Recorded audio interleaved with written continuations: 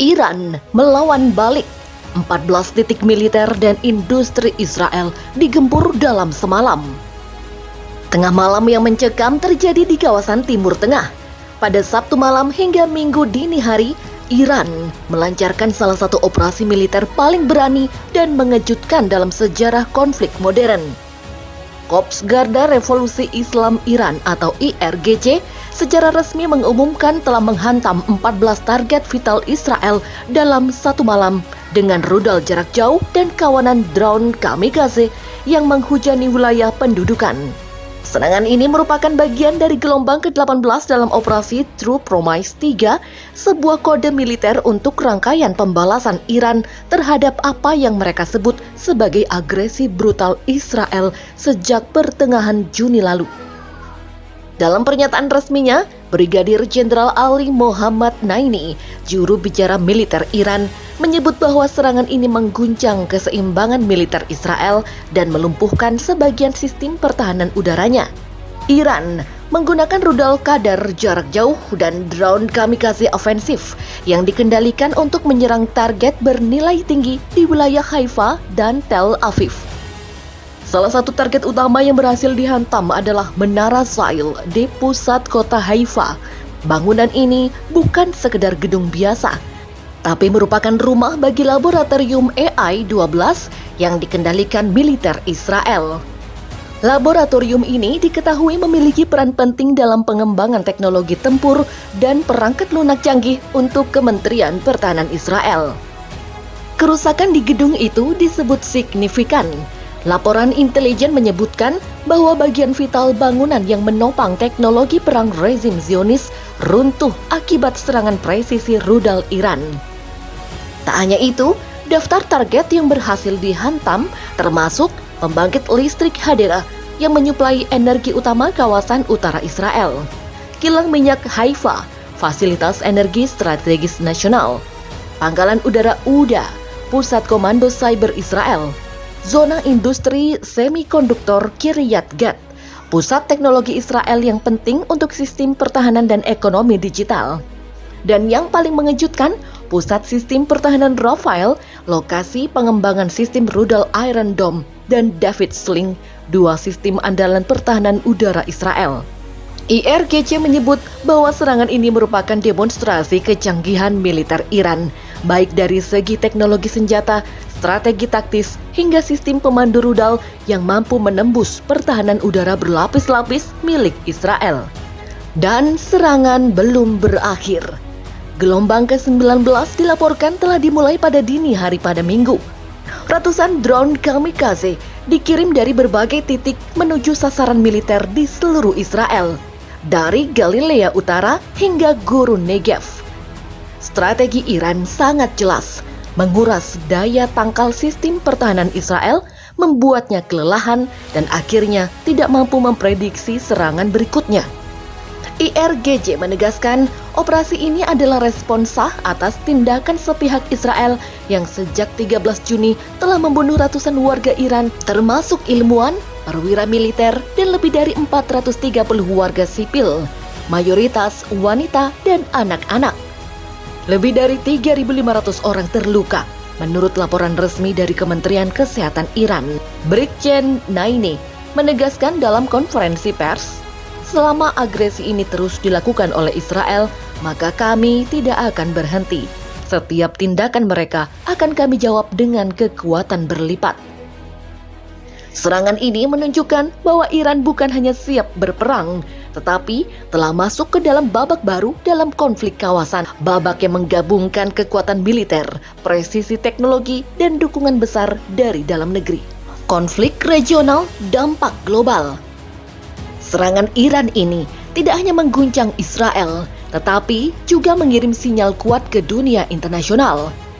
Banyak analis menyebut bahwa ini adalah eskalasi paling tajam sejak konflik Iran-Israel memanas dalam beberapa dekade terakhir. Amerika Serikat, sekutu utama Israel, langsung meningkatkan kesiagaan militernya di pangkalan-pangkalan sekitar Teluk Persia. Armada Laut kelima yang bermarkas di Bahrain dilaporkan melakukan patroli intensif untuk mencegah kemungkinan serangan lanjutan atau pembalasan balik dari pihak Israel. Sementara itu, Rusia dan China, dua kekuatan besar lain yang memiliki kepentingan strategis di kawasan, menyatakan keprihatinan serius dan menyerukan agar ketegangan ini tidak berkembang menjadi perang besar. Diplomasi dunia dalam kegagapan. Negara-negara Eropa pun mulai terpecah. Beberapa mendesak dilakukan gencatan senjata segera, sementara lainnya masih bungkam, menunggu kemana arah konflik ini berlanjut. Perserikatan Bangsa-Bangsa atau PBB dijadwalkan akan mengadakan sidang darurat untuk membahas perkembangan terbaru, namun hingga kini belum ada resolusi yang disepakati. Di dalam negeri Iran, ribuan warga turun ke jalan-jalan kota seperti Teheran, Isfahan, dan Mashhad mendukung operasi militer IRGC. Mereka menyebut aksi ini sebagai pembelaan sah terhadap kehormatan negara, sambil membawa foto para korban sipil yang tewas dalam serangan Israel sebelumnya. Israel dalam posisi bertahan. Dari pihak Israel, situasi menjadi semakin sulit. Meskipun pemerintah mengklaim sebagian serangan berhasil dicegat oleh sistem pertahanan udara Iron Dome, laporan kerusakan infrastruktur dan gangguan sistem digital nasional mulai bermunculan. Bahkan beberapa pakar dalam negeri menyebut bahwa kebocoran keamanan dan serangan cyber mungkin sudah menembus lebih dalam dari yang diperkirakan. Sejumlah pengamat menyatakan bahwa Israel sedang menghadapi tantangan strategis terbesar dalam satu dekade terakhir. Karena kali ini serangan berasal langsung dari Iran, bukan lewat proksi atau kelompok perlawanan seperti biasanya. Dampak ekonomi dan psikologis. Pasar saham di kawasan Timur Tengah mulai terguncang. Nilai tukar mata uang beberapa negara regional jatuh dan harga minyak global naik tajam sejak pagi hari setelah serangan diumumkan. Investor global waspada terhadap kemungkinan blokade Selat Hormuz, jalur vital distribusi minyak dunia yang bisa terganggu jika konflik ini terus meluas. Apa selanjutnya? Iran telah memperingatkan bahwa gelombang serangan berikutnya akan lebih luas dan lebih menghancurkan jika Israel tetap melanjutkan agresinya. Dengan drone generasi baru, rudal presisi tinggi, dan dukungan rakyat di belakang mereka, IRGC menyatakan siap bertempur hingga akhir. Di sisi lain, Israel juga tidak tinggal diam. Pemerintahnya telah mengadakan rapat darurat kabinet militer dan membuka kemungkinan respon ofensif langsung ke wilayah Iran jika dianggap perlu. Dalam situasi seperti ini, satu kesalahan kecil, satu ledakan tak terduga bisa menyulut perang skala penuh di Timur Tengah. Kondisi di lapangan, siaga perang. Saat matahari terbit di wilayah konflik, sirine peringatan kembali meraung di kota-kota besar Israel. Warga berlarian menuju tempat perlindungan bawah tanah.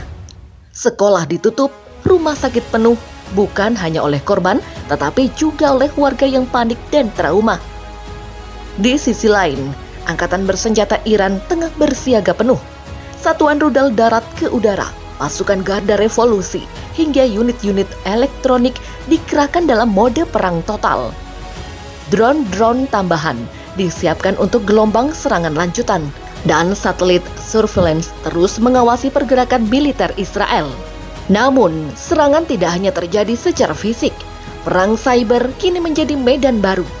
Laporan dari beberapa lembaga keamanan digital menyebutkan bahwa sistem peringatan dini Israel sempat terganggu dan beberapa server pusat diklaim lumpuh dalam 2 jam.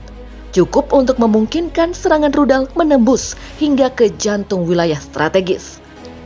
Di saat yang sama, platform berita internasional, media sosial, dan bahkan satelit komunikasi dipenuhi propaganda, klaim dan kontra-klaim. Masing-masing pihak berlomba membentuk narasi, bukan hanya untuk dunia luar, tetapi juga untuk membakar semangat rakyat mereka. Di media Iran, serangan ini disebut sebagai kemenangan kehormatan. Di media Israel disebut sebagai hari tergelap sejak Intifada. Reaksi dunia Islam dan Arab. Kabar serangan besar Iran ke Israel juga menyebar cepat ke dunia Islam dan Arab. Beberapa negara seperti Suriah, Irak, dan Lebanon menyatakan dukungan moral terhadap tindakan Iran, menyebutnya sebagai respon atas kejahatan kemanusiaan di Gaza dan pendudukan yang berkepanjangan. Namun, negara-negara Teluk seperti Arab Saudi dan Uni Emirat Arab masih mengambil sikap hati-hati. Meski ada tekanan publik, mereka menahan diri agar konflik ini tidak meluas dan mengancam stabilitas ekonomi regional.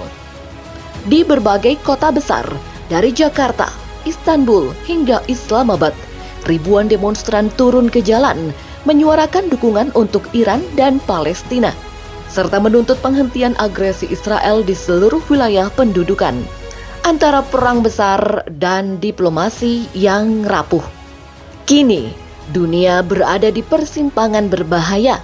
Jika satu peluru nyasar ke wilayah negara ketiga, jika satu jet tempur melintasi batas udara yang salah, maka seluruh Timur Tengah bisa berubah menjadi medan perang besar. Diplomasi internasional bekerja keras di balik layar, namun banyak yang pesimis. Terlalu banyak darah telah tertumpah, terlalu banyak dendam telah menumpuk, dan terlalu banyak kepentingan yang saling bertabrakan di bawah bendera geopolitik.